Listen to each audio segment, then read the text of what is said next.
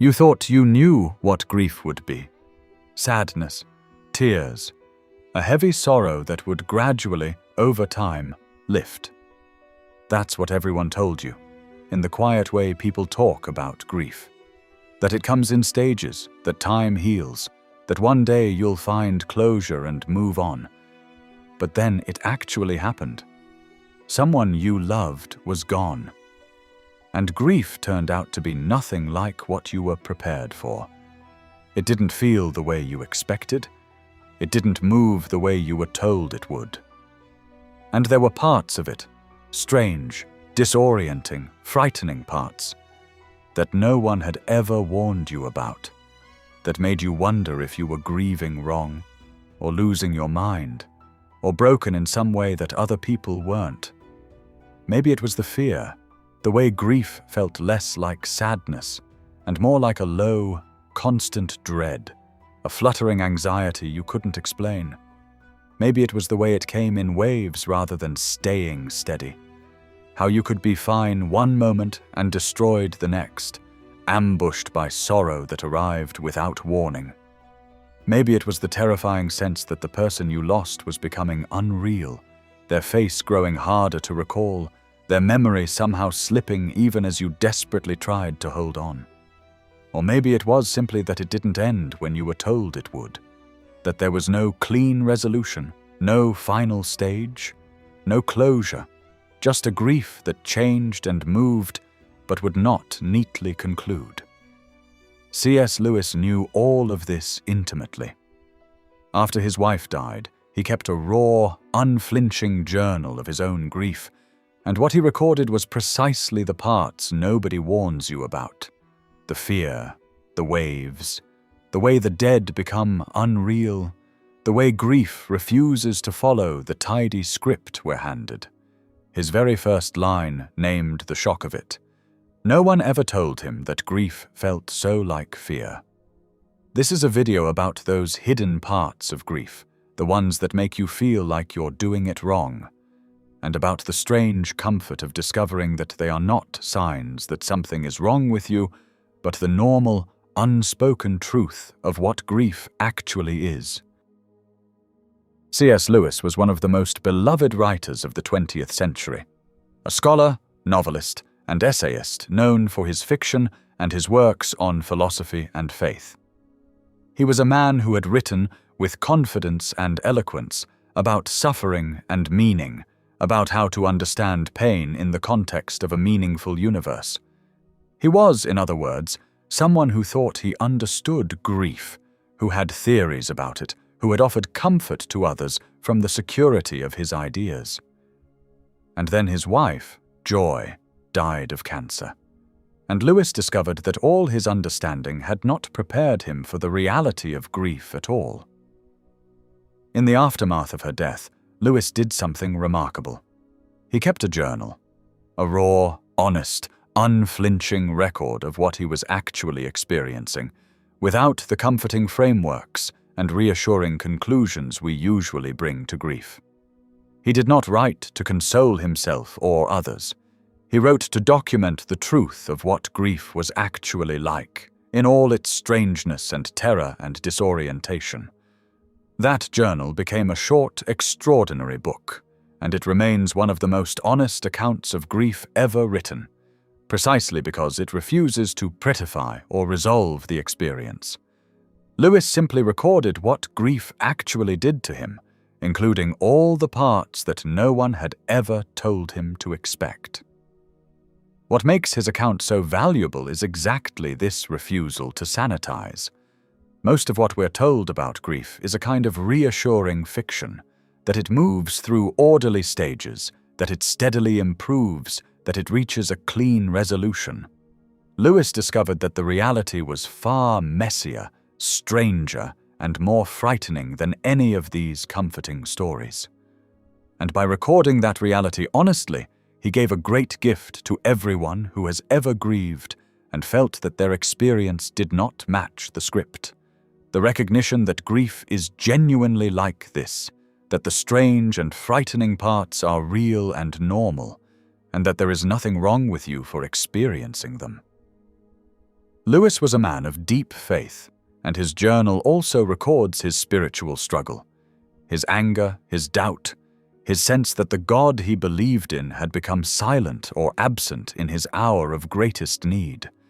You do not have to share his religious framework to be moved by this honesty. The wrestling he describes is, at its core, the universal human struggle to make sense of loss, to reconcile a devastating reality with whatever framework of meaning we hold. What speaks across all boundaries of belief is his willingness to record grief exactly as he found it, not as he thought it should be, not as he had been told it would be, but as it actually, brutally was. If this content is making sense to you, click the subscribe button and subscribe to the channel. Thank you for your support. The first thing nobody warns you about, the thing that struck Lewis so forcefully that it opened his entire account, is that grief often does not feel like sadness at all. It feels like fear.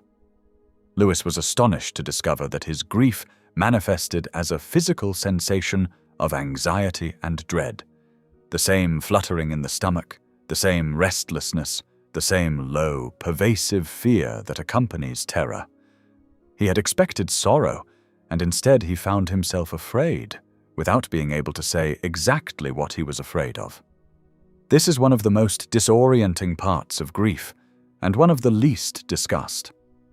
When your grief arrives not as tears, but as a knot of anxiety, a sense of dread, a fearfulness you cannot explain, it can make you feel that something is wrong, that you are not grieving properly, or that you are experiencing anxiety rather than loss.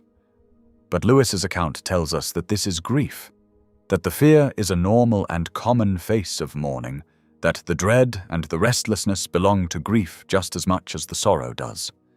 Understanding this can be a genuine relief to someone who has felt afraid in their grief and wondered why. Modern research on grief supports this recognition that grief is far more varied and physical than the simple picture of sadness suggests. Grief is now understood to affect the whole person, not only the emotions but the body, producing real physical symptoms including anxiety, restlessness, difficulty sleeping, trouble concentrating, exhaustion, and a range of stress responses. The intense stress of profound loss can even affect the heart. There is a genuine physical condition, sometimes called broken heart syndrome, in which acute grief produces real cardiac symptoms. What Lewis observed in himself, that grief was a full-body experience of fear and physical distress, not merely an emotion of sadness. Modern science confirms grief is a profound stressor that affects mind and body alike. The second thing nobody adequately warns you about is that grief does not arrive as a steady state that gradually lifts. It comes in waves. Lewis noticed that grief was not a constant condition, but a recurring one, that it would seem to recede, allowing a moment of relief or even normalcy, and then return without warning, crashing over him again with full force. This wave-like quality is deeply disorienting, because it means that feeling better is not necessarily progress. The relief can be followed immediately by a return of the full anguish, making it seem as though you are making no headway at all, or even going backwards. Here again, modern grief research strongly confirms Lewis's observation and overturns the popular myth. The old idea that grief moves through neat, sequential stages, a myth derived from a misapplication of a model originally describing the dying, not the bereaved, has been largely set aside by researchers who recognize that grief does not proceed in an orderly line at all. One influential model describes grief as a process of oscillation, in which the grieving person moves back and forth between confronting the loss and stepping away from it, between anguish and respite, in an irregular rhythm rather than a steady progression. This is exactly the wave-like quality Lewis described. The waves are not a sign that you are grieving wrong. They are how grief actually works.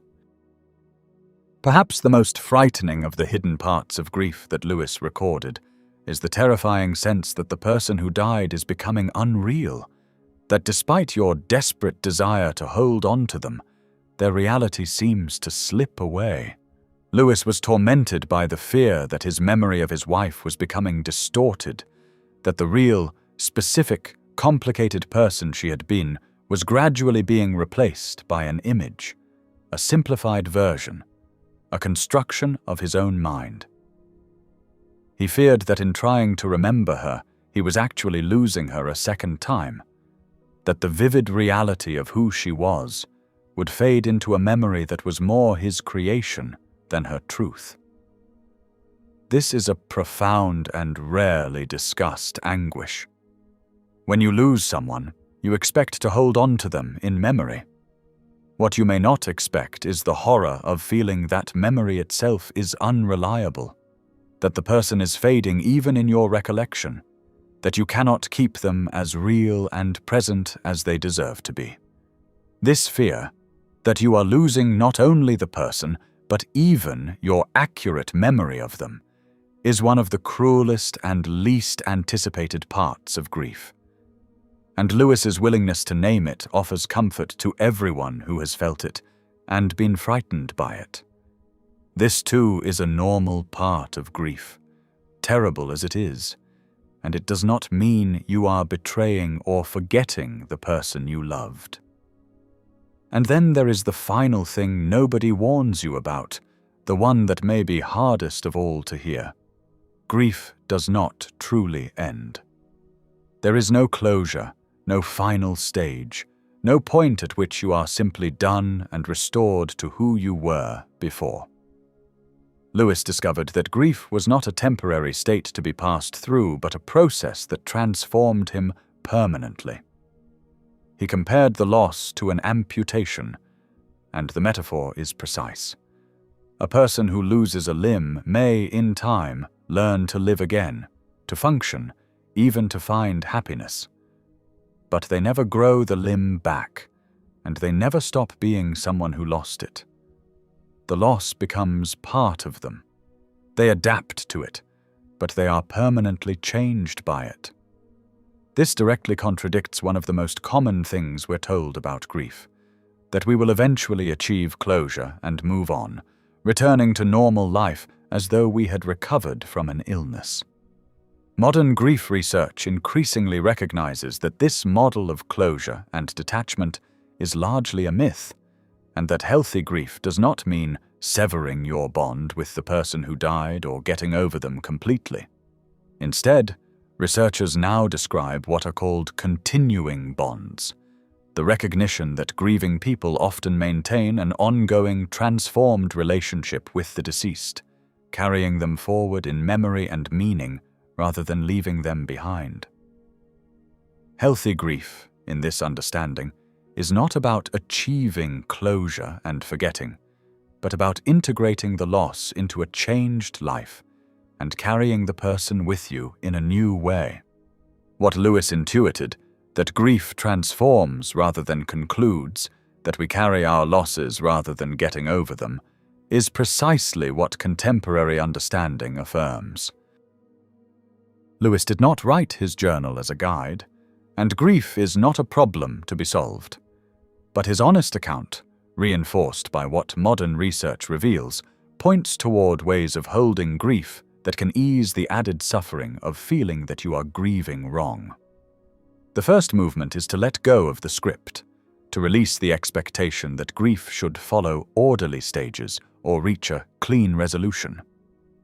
So much of the extra suffering in grief comes from measuring our actual experience against the tidy story we were told, and concluding that we are failing when our grief doesn't match it.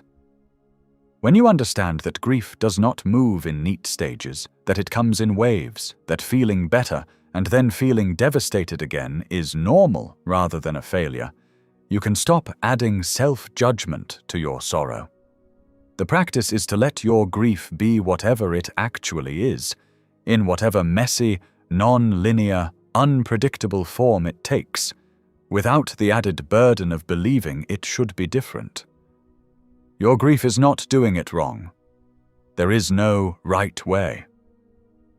The second movement is to accept the strange and frightening faces of grief as normal, to recognize that the fear, the physical distress, the sense of the dead becoming unreal, and all the other unexpected experiences are part of grief rather than signs that something is wrong with you. When grief arrives as anxiety rather than sadness, when it manifests in your body, when you are terrified that you're forgetting the person you lost, it helps enormously to know that these are recognized, common features of mourning. The practice is to meet these experiences with recognition rather than alarm. To say, this frightening thing is part of grief. Others have felt it too. It does not mean I am broken. This recognition does not remove the pain, but it removes the second layer of suffering that comes from fearing your own grief. The third movement is to allow grief to come in its waves rather than fighting it, to stop trying to force a steady progress and instead let the process oscillate as it naturally does.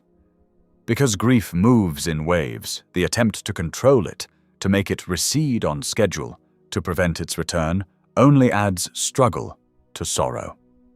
The gentler path is to let the waves come when they come and recede when they recede, to grieve when grief arrives, and to accept the moments of respite without guilt or fear that they mean you are forgetting.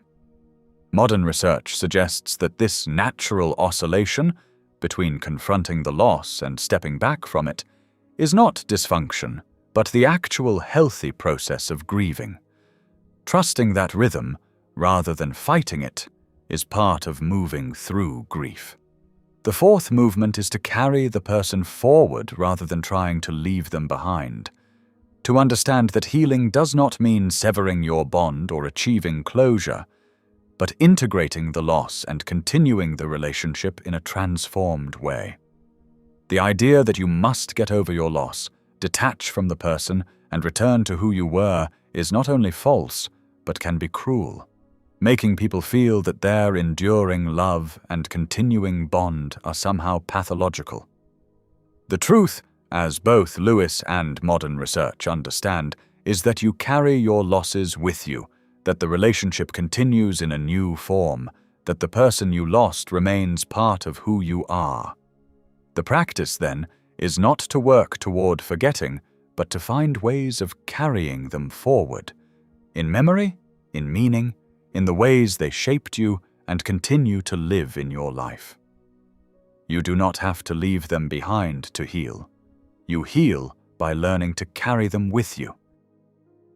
The parts of grief nobody warns you about, that it feels like fear, that it comes in crushing waves, that the dead seem to become unreal, that it does not end but permanently transforms you, are not signs that you are grieving wrong or that something is broken in you.